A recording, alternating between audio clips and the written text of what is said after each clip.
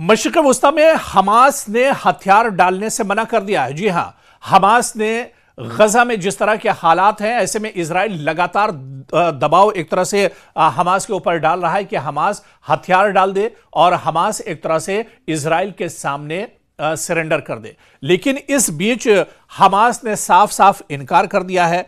Khalid Michel ने मज़ाहमत जारी रखने यानी लड़ाई जारी रखने का अज़्म जाहिर किया है। खालिद मिशेल ने कहा है कि जब तक ये जुल्म बंद नहीं होता है, इजराइल की तरफ से जो कत्लेआम किया जा रहा है, मासूमों को, खवातीन को, बुजुर्गों को जिस तरह से मारा जा रहा है, जिस तरह से कत्ल किया जा रहा है, लगातार हैवानियत का और कत्लेआम का सिलसिला इजराइल की तरफ से जारी है।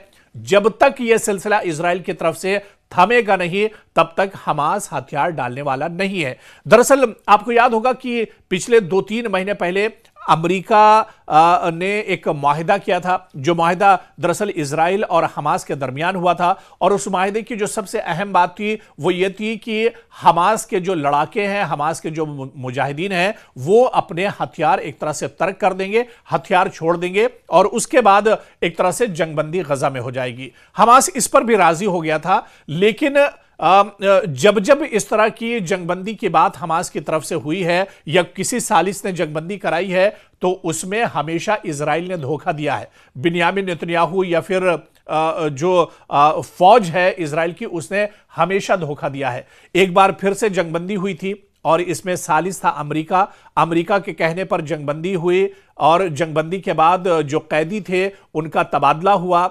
लेकिन अभी यह जंगबंदी पूरे तौर से नाफिज भी नहीं हुई थी कि इजराइल लगातार गजा पर हमले करता रहा।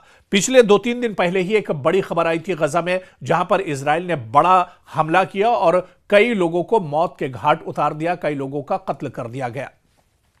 तो इस तरह की नापाक हरकत दरअसल इजराइल लगातार करता रहा है। इजराइल लगातार पूरे गजा को तबाह बर्बाद करने के पीछे लगा हुआ है और अब तो यहां तक इजराइल ने जो वेस्ट बैंक का इलाका है, मगरिबी किनारे का इलाका है, वहां पर हमले शुरू कर दिए और वहां पर मासूमों का कत्लेआम किया जा रहा है।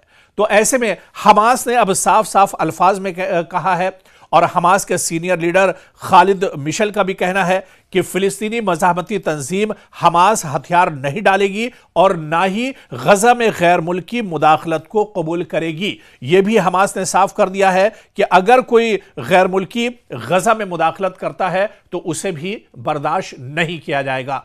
आप देखिए कि पूरी दुनिया ने दरअसल गजा में देखा है कि वो गजा जहां पर लाखों लोगों का कत्ल कर दिया गया, लाखों लोगों का खून बहा दिया गया सिर्फ हमास को खत्म करने के लिए, वो हमास ऑर्गेनाइजेशन, हमास तंजीम आज भी मौजूद है।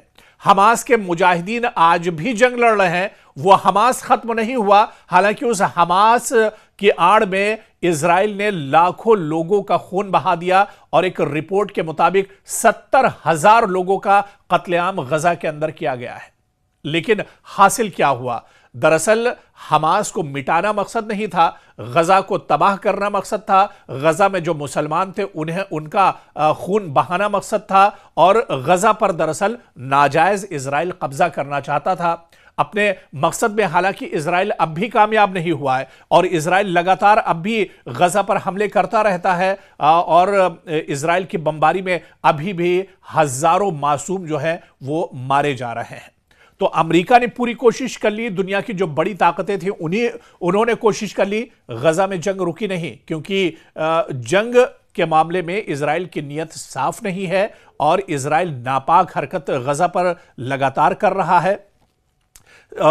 इजराइल की नीयत दरअसल यह है कि वो गजा को हड़पना चाहता है और इसी वजह से लगातार जो कार्रवाई है वो गजा पर इजराइल की तरफ से की जा रही है। लेकिन हमास ने एक बार फिर से अलल ऐलान दो टूक अल्फाज में कह दिया है कि हमास अपने हथियार तर्क करने वाला नहीं है। हमास के मुजाहिदीन लगातार ये लड़ाई जारी रखेंगे, दुश्मन के खिलाफ वो लगातार लड़ते रहेंगे और गजा में किसी बाहरी मुल्क की मुदाखलत भी उन्हें बर्दाश्त नहीं है। तो ऐसे में ये इजराइल के लिए, बिन्यामिन नेतन्याहू के लिए, मोसाद के लिए, इजरायली फोर्सेस के लिए एक बड़ा दर्द-ए-सर है।